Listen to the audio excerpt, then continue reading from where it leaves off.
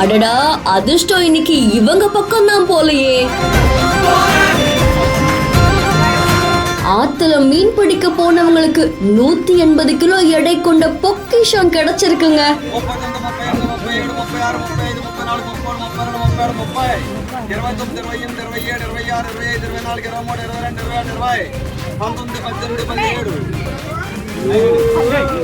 இழுக்க முடியாமல் மீனவர்களே திக்குமுக்காட வைத்த திருக்கை மீன்.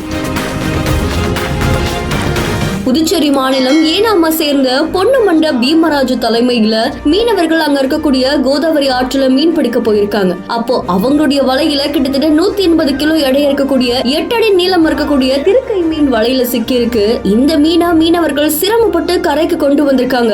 அதை தொடர்ந்து கடல்ல மட்டுமே காணப்படக்கூடிய இந்த மீன் எப்படி ஆற்றுல வந்துச்சு அப்படின்னு எல்லாரும் அசந்து போயிருக்காங்க. அண்ட் இந்த மீனை ஏலத்துல விடும்போது அது கிட்டத்தட்ட 17,000 ரூபாய்க்கு போயிருக்காமா. பொதுவா இந்த மாதிரியான மீன்கள் அமைதியா இருக்குமா, ஆனா அதோடைய வால் பகுதி ரொம்ப ஆபத்தானது அப்படின்னு சொல்லப்படுது.